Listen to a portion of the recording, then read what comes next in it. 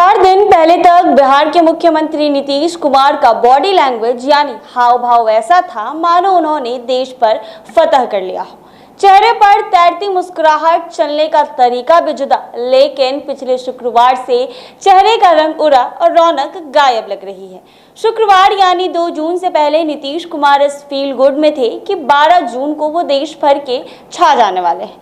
भाजपा विरोधी तमाम पार्टियों के नेता उनको संजय मंडप में बैठकर साथ साथ जीने मरने की कस्में खाएंगे और नीतीश कुमार विपक्षी एकता के महानायक बन जाएंगे। लेकिन 2 जून को कांग्रेस ने नीतीश के ख्याली गुब्बारों में पीन चुभा दिया है और 3 दिनों में पूरी हवा निकाल दी है।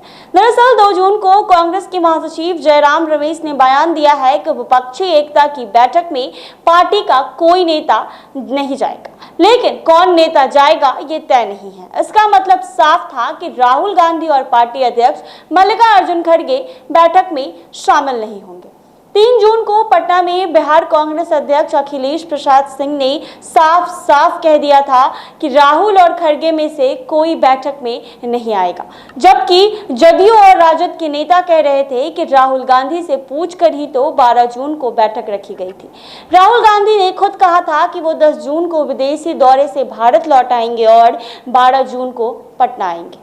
आखिरकार आज नीतीश कुमार ने 12 जून को होने वाली विपक्षी एकता की बैठक रद्द होने की आधिकारिक जानकारी दे ही डाली।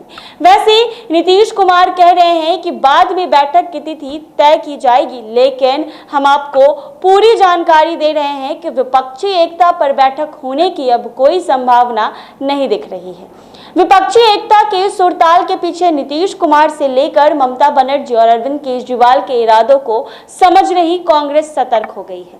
कांग्रेस अब ऐसी किसी की मुहिम का हिस्सा बनेगी, इसके आसार लगभग खत्म ही हो गए हैं। 12 जून की बैठक क्यों टली, इसका कारण आज खुद नीतीश कुमार ने बताया है। उन्होंने मीडिया के सामने कहा है कि हमने जो बैठक बुलाई थी उसमें तमाम विपक्षी दलों के प्रमुख आ रहे थे, लेकिन आपकी फिटनेस का राज क्या है? एशवेल रस, ये एक ही बोतल में है। Stress, weakness, acidity, obesity, hair fall, skin की हर परेशानियों का एक ही हल। Ashwell life, diabetes free life.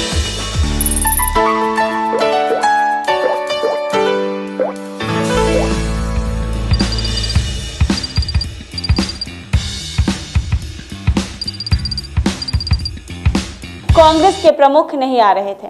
ऐसे में दूसरी पार्टियों के नेताओं ने कहना शुरू कर दिया था कि जब कांग्रेस के प्रमुख ही नहीं बैठक में आएंगे तो फिर हमारे आने का क्या मतलब होता है। इसके बाद मैंने कांग्रेस को बता दिया कि फिलहाल बैठक टाल दी जा रही है, अब आगे जब आप आने को तैयार होइएगा तब बैठक की तारीख तय की जाएगी। नीतीश कुमार का ही बयान बता रहा है कि अब विपक्षी एकता पर कोई बैठक होने की संभावना खत्म हो गई है। नीतीश कुमार ने रविवार को जब कांग्रेस को ये जानकारी दी कि बैठक रद्द कर दिया गया है तो कांग्रेस की ओर से कोई आश्वासन नहीं मिला।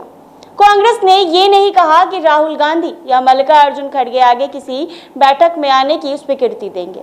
नीतीश कुमार खुद कह रहे थे कि जब कांग्रेस स्वीकृति देगी तब बैठक की तय तिथि तय कर दी जाएगी। कांग्रेस कोई स्वीकृति देने को तैयार नहीं था।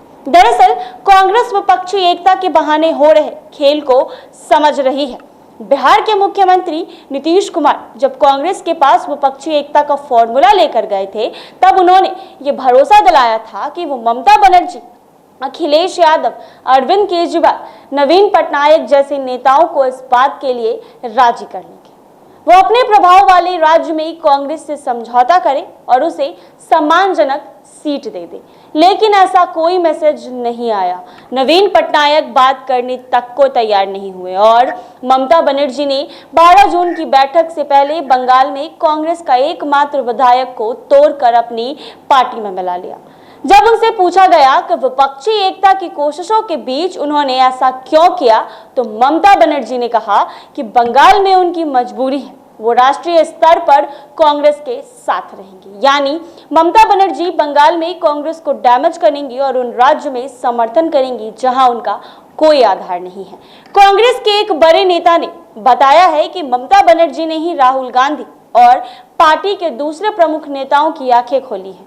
कांग्रेस को लगा कि खेल क्या हो रहा है, इधर अरविंद केजरीवाल को लेकर कांग्रेस में भारी घमासान छिड़ा हुआ था।